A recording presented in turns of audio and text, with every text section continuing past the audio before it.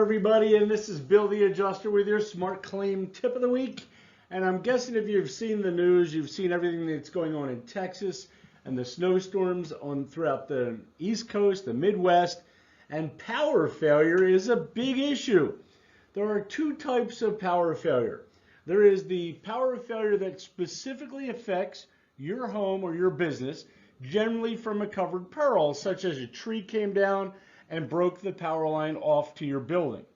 Then there's the other type of power loss, which is a broad area outage, which is usually failure from a much larger reason, a transfer switch or a transformer from the utility company. They are handled completely different from one another.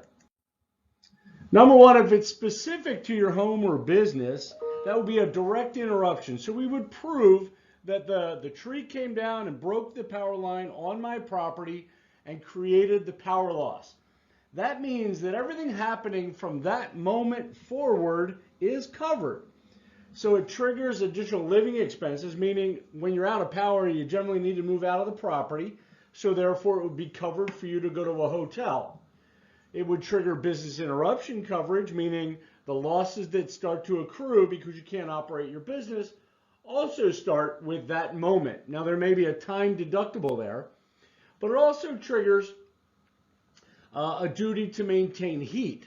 So you got to remember that when you lose power, you don't lose the responsibility under the contract. So you still may need to provide temporary heat and to protect the property from further damage, which may require emptying the plumbing and draining the systems or providing temporary power to keep the property from freezing. You need to remember that, because if it does fail and you just left that property because you had a power failure, the duty to mitigate and keep that property from further damage still remains in place.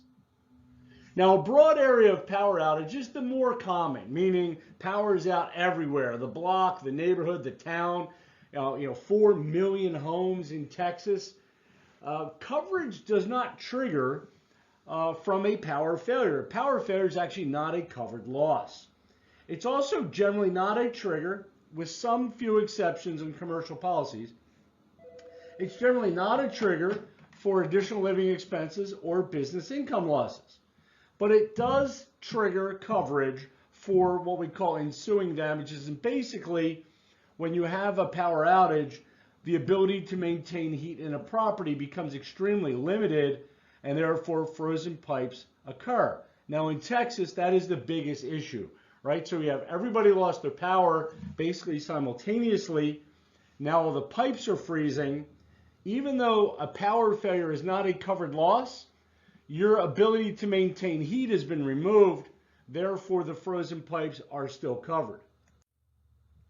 The ensuing damages from both of these scenarios, so frozen pipes, whether it be general power loss or specific, frozen pipes are going to be covered. Some pump endorsements on residential policies generally also are triggered because they don't have power to run. Therefore, the endorsement kicks in and does cover the damage from an inundation or overflow of a sump pump. Food spoilage starts to occur. Most people say, well, if it's that cold, put the food outside. Ironically, most people do lose most of their food after a power failure, generally covered under either condition. Again, additional living expense generally going to be covered only under the direct loss, meaning your property only, but ALE could then be covered once the power is restored and the water damage caused you to have to move from the property. So if I have a broad power failure, loss of power to my property, frozen pipes, no coverage for ALE.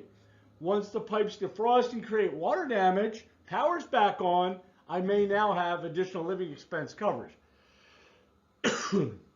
One of the biggest items that gets damaged from power failures is flooring. Refrigerators melt down, the ice cubes, the ice cubes in the ice chest and the freezers melt down and cause damage to flooring. So please do yourself a favor. Anywhere that there was frozen food or frozen product, look around the general area of that floor, because the power failure generally triggers the discharge from those devices. Hopefully that helps you, and if you like what you saw on the video, please share it. We do offer 24/7 emergency claim service. We'll always review your policy, communicate anyway. If you have any specific questions or you want a smart claim tip,